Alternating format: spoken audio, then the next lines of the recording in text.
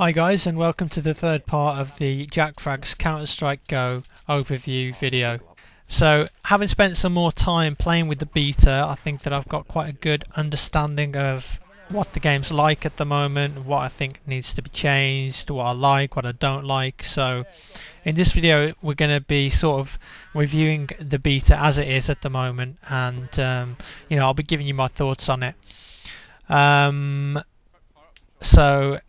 Yeah, let's just get right into it. The footage you can see here that's running at the moment is just from a 5v5 mix, like a competitive game that I played with some mates. And it's on Dust 2, of course. Most of the footage you've seen so far has been of Dust, but someone figured out a way to sort of, get the other maps working. So we thought, play a game on Dust 2, see how it feels. So, yeah. The last two videos looked at the weapons and the menus, the options, that sort of thing. And in this video we're going to be looking at general presentation. So first off, the HUD, or the heads-up displays. So that's your map, your armour, how many bullets you've got left. And also you can see at the top they've actually added the number of players that are alive and dead, like in a certain round. So it's obviously slightly different to Counter-Strike Source. I actually really like that player thing at the top there. It gives you a really quick and easy way to see who's dead, who's alive.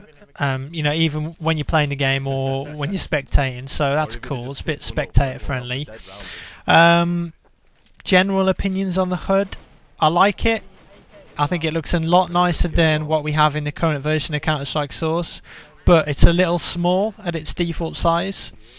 However, there's actually a command, HUD_scaling, and you can change the size of the HUD. So what you're seeing in this video is actually HUD scaling 1. So it's a lot bigger than the default, and I think I much prefer it like that. It's easy to see what's going on. Moving on to the look of the maps. All I've really seen so far is Dust 2 and Dust 1. Generally, in terms of graphics, obviously it's a big improvement over Counter-Strike Source. The skyboxes are much more detailed. There's a lot more stuff going on. There are new particle effects like the dust. There's props throughout the level that look cool, like the Humvee or the scaffolding. In general, it's just sort of. It's got much more personality, and it's way less bland than what we're used to with, Dust 2 and Nuke, sort of real pale, boring colours. However, I do think that the developers need to inject a bit more colour into the game. It's not as bland as Counter-Strike Source is, but I feel like it could do with, just livening up a bit, really. But this, having like really cluttered, filled up maps, which look really nice, and they're cool for spectators, they're cool for people, watching the game, but that doesn't really lend itself very well to competitive play. I think with all the stuff that they've got in the levels now, especially the smoke and the dust particle effects, which really, I don't know if they're broken at the moment or if they're supposed to be like that, but they're sort of very hazy at the moment. And say, for example, you were spotting Long Pit from up on the A bomb site on Dust 2, and there's like this weird haziness all the way down down Long. It's quite hard sometimes to sort of pick people out. Sometimes you can't see if it's a teammate. Sometimes it's very hard to aim at people because you're not really sure where they are. I really don't like that. So hopefully, when they release the full version of the game, maybe as an option, they can have, a war mode that removes all the clutter and all the particle effects. So, instead of forcing people to have like a massive FPS config where they put a load of commands in, they can just have war mode set and it cleans all the clutter up. So, that just lends itself better to competitive gameplay. So moving on to weapon models and animations. The weapon models that I've seen so far are generally fine. So are the animations on the guns, they look alright. The reloads are pretty cool sometimes. The only one that I really don't like is the UMP 45. It just looks really bland, and I think it just needs some more detail on there perhaps. Also, the AK and the Deagle take up a little too much of the screen for my liking.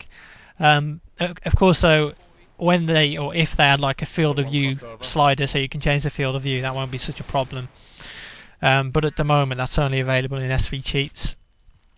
The player animations. Now, this is one aspect of the beta that I really don't like. I think the player animations are pretty terrible. The running animation, it just doesn't look very good. The characters don't really seem to fit. You know, they don't really look like they're in the level. Especially like when the characters have their knife equipped, they sort of like hold their arms up as if they're, you know, about to eat like a Sunday dinner or something. It just looks weird. I really don't like it, and I think it sticks out. And yeah, they definitely need some work on the animations for the characters. Aside from that, you know, the overall graphics, I'd say it's probably the nicest looking Source Engine that's game that's ever been released. Its closest rival is probably Portal 2, which is sort of very stylized and looks really nice. But they've obviously put a lot of effort into the graphics. It's a big upgrade over Counter-Strike Source if you compare the two. The motion blur especially, that's quite nice as well. So yeah, the graphics get like a thumbs up for me. Obviously it's not on par with like Battlefield 3 or, you know, Crysis 2, but as a Counter-Strike game it's pretty good. Okay, so that pretty much wraps it up for the presentation and graphics in CSGO. In the next video we'll be looking in depth at gameplay and potential tweaks that I think they could add to the game, changes that need to be made, and also my general sort of feeling about it. So stay tuned for that, that'll be coming up pretty shortly.